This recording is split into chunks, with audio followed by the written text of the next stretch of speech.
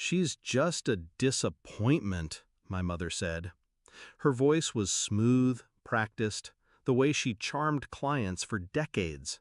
But she didn't know I was standing close enough to hear. I froze. Not because the words were new, she'd said them before, but because of who she said them to. Her biggest client, the man she'd been chasing for years, dangling contracts in front of, desperate to land. And when she thought she finally had him, that's when I made my move. Growing up, I believed my mother's approval was oxygen. She was the empire builder, the woman everyone feared and admired. I was the quiet shadow behind her, always reaching for her light, always failing. Not good enough, she'd snap at my school awards. Not polished enough when I presented ideas at family dinners. Not strong enough when I dared to dream out loud.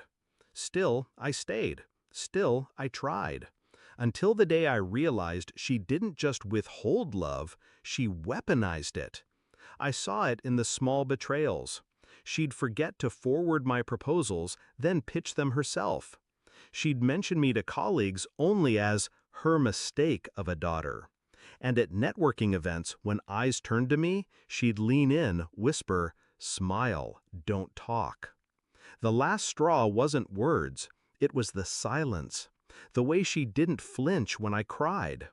That was when I stopped trying to be her daughter and started planning to be her downfall. I built my own company in the shadows, quietly, carefully, registered under a different name, kept my ownership buried. While she chased prestige, I chased efficiency. While she begged for investors, I courted the ones she ignored. While she looked down on me, I was building a foundation under her feet, and she never noticed. Her arrogance was my camouflage.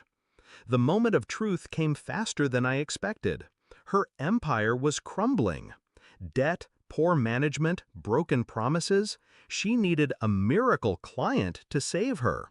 And she thought she had him, her biggest client, the man whose signature could keep her relevant. I knew better, because he wasn't just her target, he was already mine. I arranged the meeting, a private jet waiting on the runway, a setting where every move would be amplified, every slip impossible to hide. She boarded, smug in her victory, champagne glass already in hand. Her client followed. He was calm, curious. Then came the line.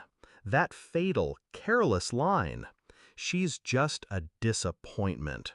The words left her mouth like venom. He turned, looked at me, and in that silence, the trap snapped shut.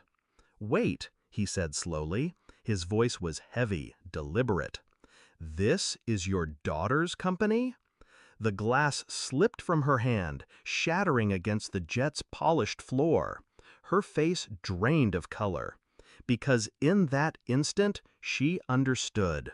Not only had she insulted me, she had just confessed to the one man who already knew the truth that she didn't recognize the empire she was about to beg for was mine. I didn't gloat. I didn't need to. I just leaned back, calm, and spoke for the first time. Funny thing about disappointments, they build stronger foundations than anyone expects. The client smiled. He extended his hand. To me, not her, never her. And with that single gesture, her kingdom collapsed. Her voice cracked as she tried to recover. "She's lying. She's manipulating you. She doesn't." But desperation is ugly, and he could see it dripping off her in waves. Meanwhile, I didn't argue, didn't defend. I simply opened my folder, laid out the contracts, figures, partnerships she didn't know I had. Proof that while she starved me of approval, I had been feeding myself power. Every number on those pages was a nail in her coffin. She reached for the papers, but he pulled them back. His gaze never left mine. "You built this?" I nodded. Quiet, controlled. Her shoulders slumped. her empire, her pride, her illusions, shattered on the jet floor with her champagne glass. I didn't scream at her. I didn't need to. I let silence do what years of begging never could. She sat across from me, broken, forced to watch as the man she thought would save her instead chose me. It wasn't about money anymore. It was about power shifting in real time, and she couldn't stop it. I signed the contracts in front of her. The ink bled onto paper like a final verdict. Then I looked at her, direct, unflinching, and whispered just loud enough for her to hear, "Disappointment looks different from up here." The jet engines roared to life.